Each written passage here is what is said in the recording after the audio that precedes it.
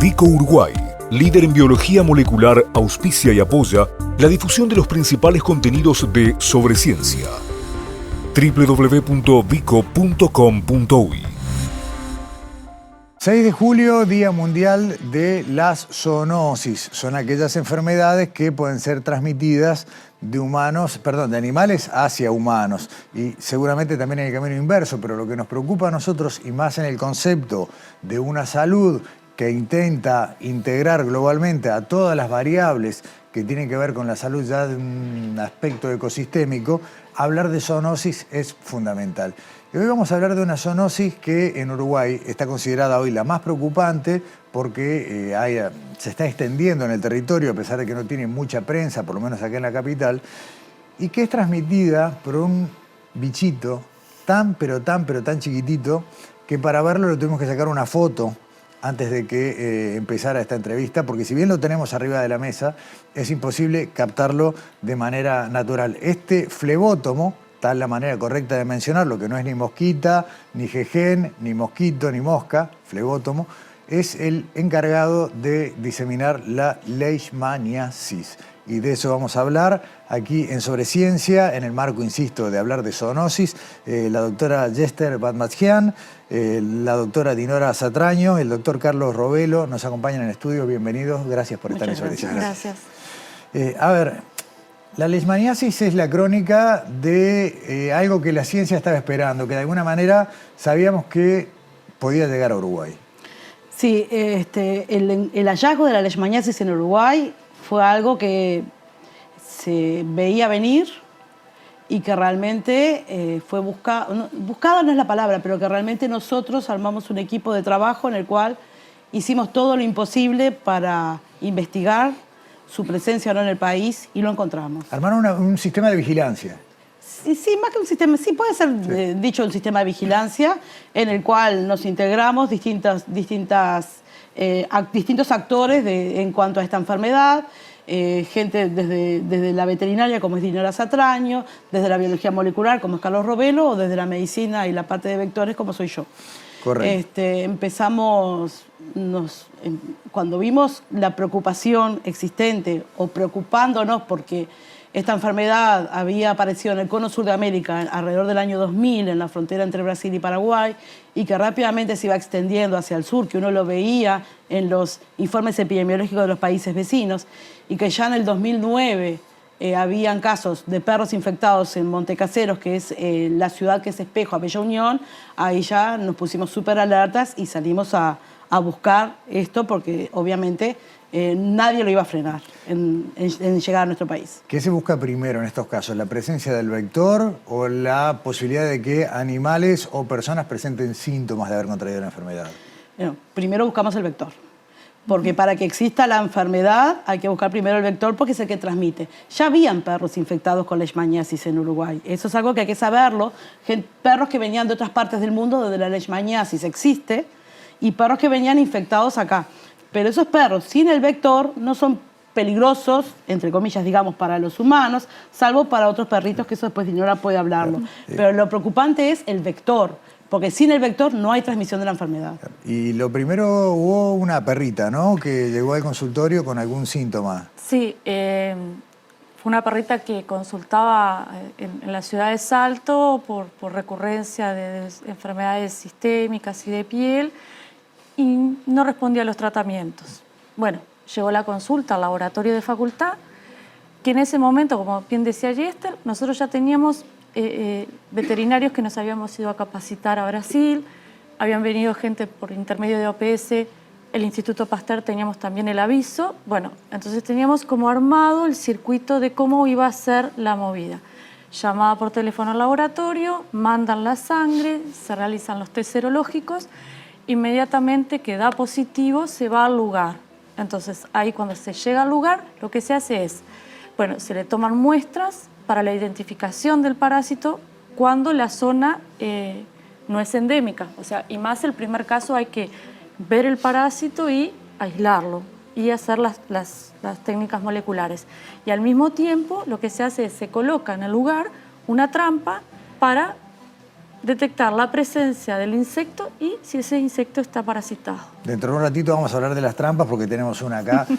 Pero, Carlos, vos tenías montado ya un esquema de detección, ¿no? Ante la posibilidad de que una muestra fuera sospechosa, bueno, someterlo a las técnicas para determinar correctamente. Claro, sí, acá, antes que eso, solo un comentario, que en realidad lo que generamos fue lo que se llama un GTI, un grupo de trabajo interdisciplinario, que es cómo se debe abordar esto.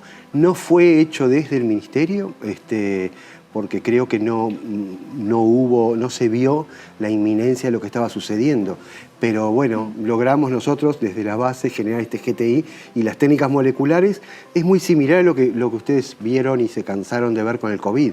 Es un sistema de PCR primero y luego de secuenciación para estar seguros que se trataba de la Leishmania infantum, que es la Leishmania que produce este tipo de leishmaniasis que tenemos en Uruguay, que es Leishmania visceral. Como decía bien Esther, nosotros desde hacía unos años teníamos ya listos en los freezer del laboratorio, teníamos listos todos los sistemas para este PCR y estábamos, como ella decía, esperándolos.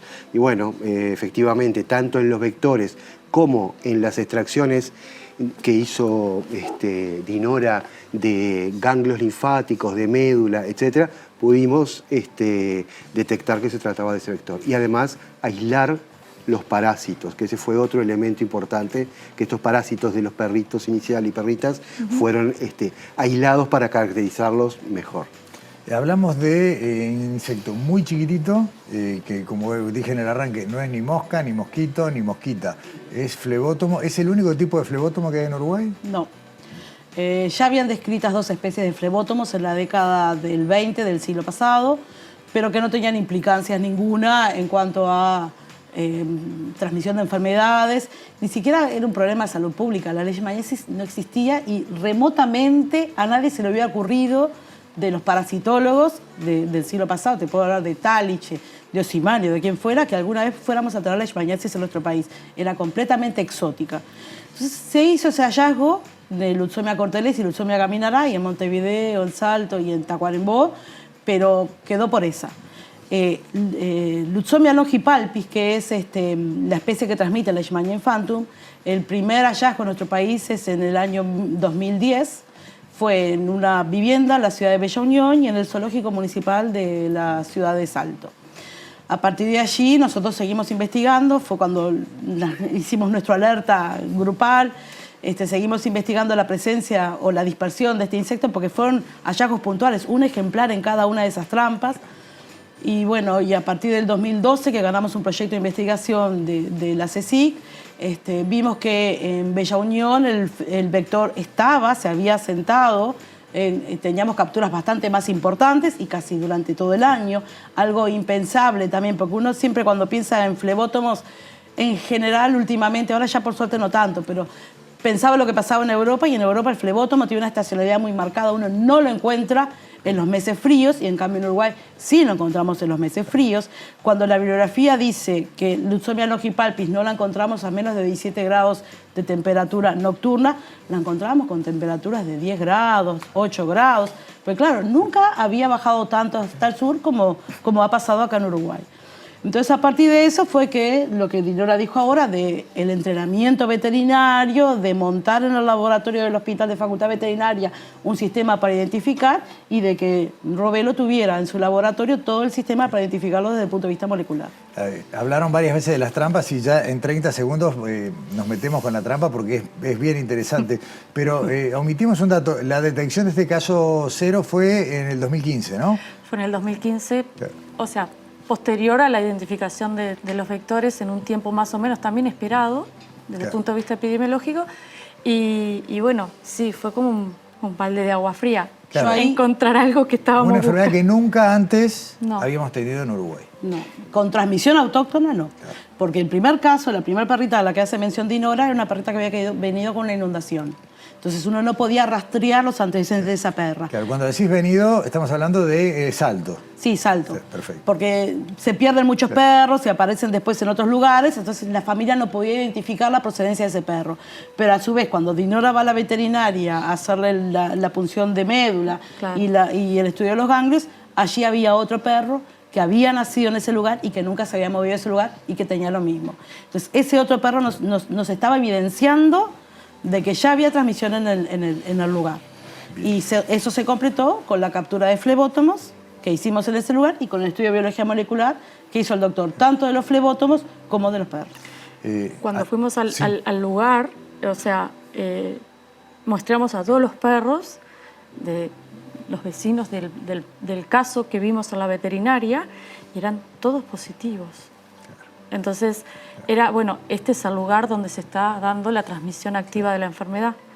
Entonces, lo fundamental era encontrar al flebótomo, lo encontramos, encontrar el flebótomo con el parásito, o sea, te está indicando que se está ocurriendo la transmisión y poder aislarlo. O sea, se dio todo el círculo. Claro, y el elemento clave es el trabajo en equipo. Es decir, acá no hubo, digamos, una actividad centralizada. Creo que Chester fue la que dinamizó la generación de un equipo de trabajo y que todos sabemos que esto se trabaja en forma interdisciplinaria y por eso esto de los GTI, claro, grupos de trabajo interdisciplinario. Pero además vos marcaste algo muy valioso, Carlos. Esto surgió por iniciativa de la comunidad científica. No hubo una directiva, una política pública, de decir, bueno, vamos a poner una alerta en esto.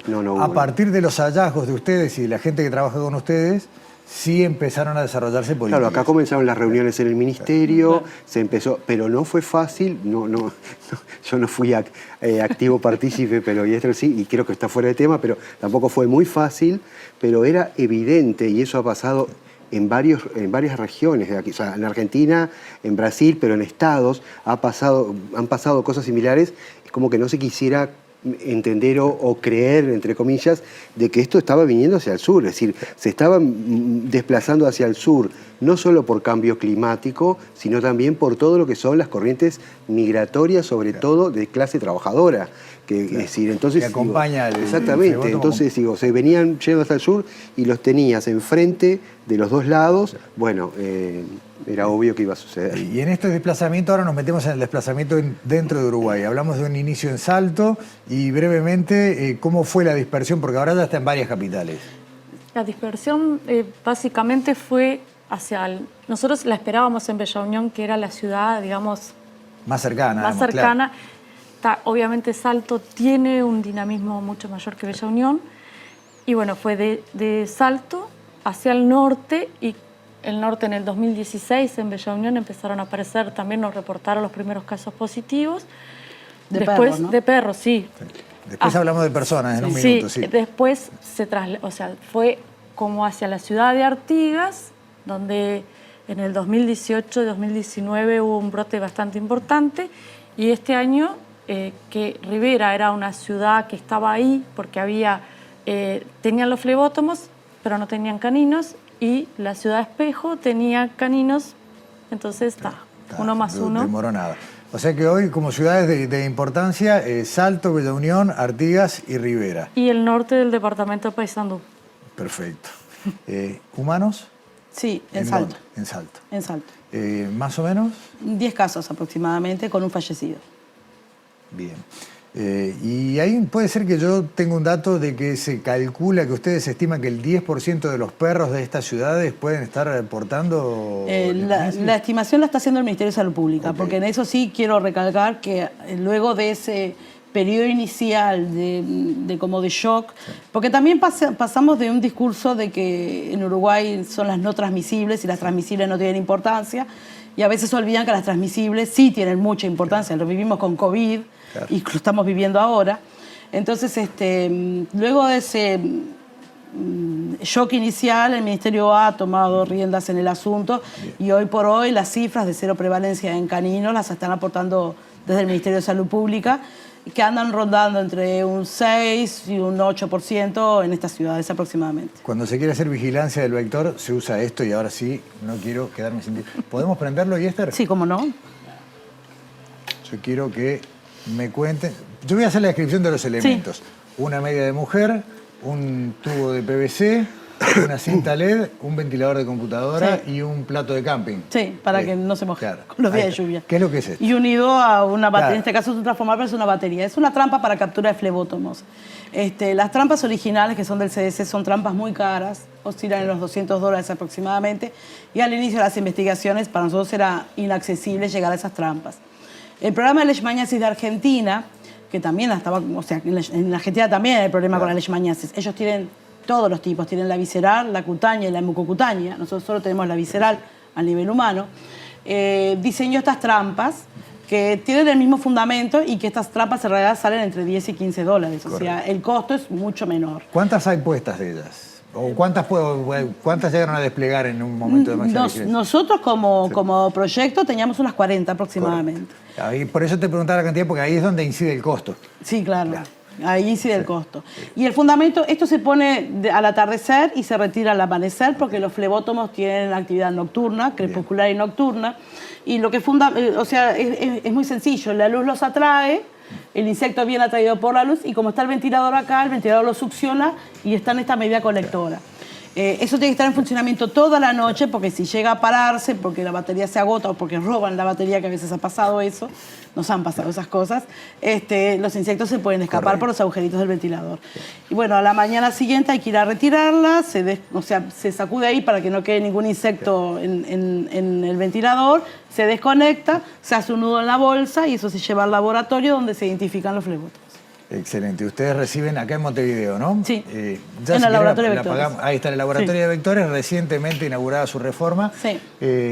Reciben las muestras, se hace ¿Qué es lo que ha sido la norma para ver el avance de la enfermedad? ¿De encontrar el flebótomo en estas ciudades que nombramos o directamente ya los casos? ¿Cómo fueron las detecciones? Normalmente nosotros estamos también trabajando en conjunto con el Ministerio de Salud Pública y la Comisión de Zoonosis. Entonces, llegan al laboratorio de Facultad Veterinaria muchas veces un caso positivo y ahí se va al origen, se ponen las trampas, se muestra los 100 perros alrededor y se hace todo en el canino, ¿no? Extracción de sangre, de médula, de piel, para estudios parasitológicos y para estudios moleculares y aislamiento y tipificación. Eso por un lado. El Ministerio también lo que realiza es una vigilancia activa y de prevalencia todos los años.